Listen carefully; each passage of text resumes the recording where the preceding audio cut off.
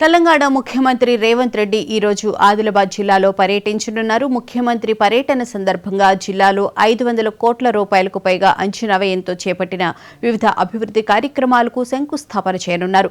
ఈ భారీ శంకుస్థాపన కార్యక్రమం ఆదిలాబాద్ జిల్లాకు కొత్త ప్రాజెక్టులు, మౌలిక వసతులు మరియు ప్రజా సంక్షేమ కార్యక్రమాలను తీసుకురావడంలో కీలక పాత్ర పోషించనుంది. ఈ పర్యటన ద్వారా జిల్లా ప్రజల సమస్యలను అడిగి తెలుసుకోవడం, అదే సమయంలో జిల్లా అభివృద్ధికి ప్రభుత్వం కట్టుబడి ఉందని చాటడం ముఖ్యమంత్రి లక్ష్యంగా పెట్టుకున్నారు.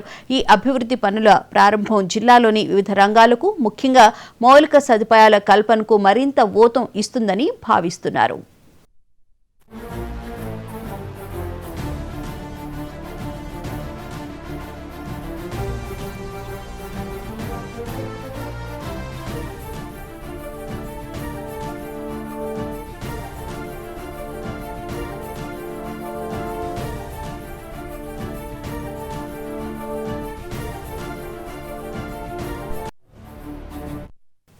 ముఖ్యమంత్రి రేవంత్ రెడ్డి ఈ రోజు ఆదిలాబాద్ జిల్లాలో పర్యటించనున్నారు. ఇదే అంశానికి సంబంధించిన పూర్తి వివరాలను మా ఆదిలాబాద్ జిల్లా ప్రతినిధి శ్రీనివాస్ రెడ్డి తెలుసుకుని. శ్రీనివాస్, చెప్పండి, ఈ రోజు ముఖ్యమంత్రి పర్యటనకు సంబంధించిన వివరాలు.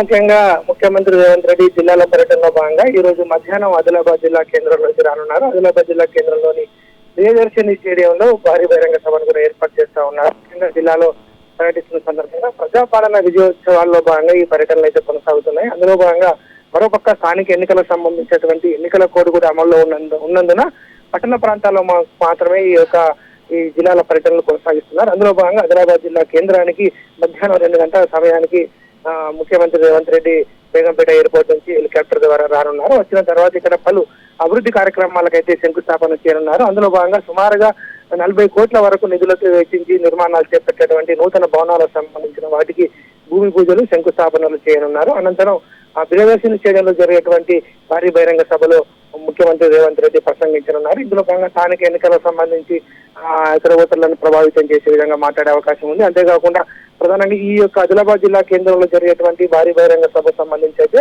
పోలీసులు కూడా భారీ బందోబస్తు ఏర్పాటు చేస్తున్నారు. సుమారుగా 700 మంది పోలీసులతోటి 3 అంచెల భద్రతతో బందోబస్తు ఏర్పాటు చేస్తున్నారు. ఇప్పటికే ట్రాఫిక్ కూడా పలు ప్రాంతాలుగా నుంచి మళ్లించినట్టుగా జిల్లా ఎస్పీ అఖిల్ మహాజన్ తెలిపినటువంటి పరిస్థితి కనిపిస్తుంది. ముఖ్యమంత్రి రేవంత్ రెడ్డి ఈ అవసరం సందర్భంగా కూడా జిల్లాకు సంబంధించినటువంటి పెండింగ్ ప్రాజెక్టులకు సంబంధించి కావచ్చు, ముఖ్యంగా పెండింగ్ అభివృద్ధి పనులకు సంబంధించి కూడా కావచ్చు, ఇక్కడ స్థానికంగా ఉన్నటువంటి ప్రజాప్రతినిధులు అయితే దరఖాస్తులు ఇచ్చేటువంటి అవకాశం ఉంది. అందులో కూడా జిల్లా ముఖ్యమంత్రి రేవంత్ రెడ్డి పిసిసి అధ్యక్షుడిగా ఉన్నప్పుడు ఇటు ఆదిలాబాద్ జిల్లా పర్యటనకు వచ్చినప్పుడు ఈ జిల్లాను దత్తత తీసుకుంటున్నానని చెప్పడం జరిగింది. దానికి సంబంధించి జిల్లాలో అభివృద్ధి పైన కూడా అభివృద్ధి నిధులకు సంబంధించి కూడా జిల్లా ప్రజాప్రతినిధులు ముఖ్యమంత్రి కోరేటువంటి అవకాశం ఉంది. ముఖ్యంగా అడవుల జిల్లాగా పేరునటువంటి ఆదిలాబాద్ జిల్లాను మరో కాశ్మీర్ గా అభివృద్ధి చేస్తానని చెప్పేసి అయితే రేవంత్ రెడ్డి గతంలో చెప్పినట్టు విధంగా కూడా ఇక్కడ పలు అభివృద్ధి కార్యక్రమాలకు సంబంధించిన విషయాలను ఆయన దృష్టికి తీసుకెళ్తామని చెప్పేసి కూడా ఇక్కడ కాంగ్రెస్ నేతలు చెప్పినటువంటి పరిస్థితి కనిపిస్తుంది. గత 2 రోజులుగా జిల్లా ఇన్ఛార్జ్ మంత్రి జూపల్లి కృష్ణారావు మాత్రం జిల్లాలను పర్యటిస్తూ ముఖ్యమంత్రి పర్యటన విజయవంతం చేయడానికి అయితే ప్రయత్నాలు చేస్తా ఉన్నారు. అందులో భాగంగా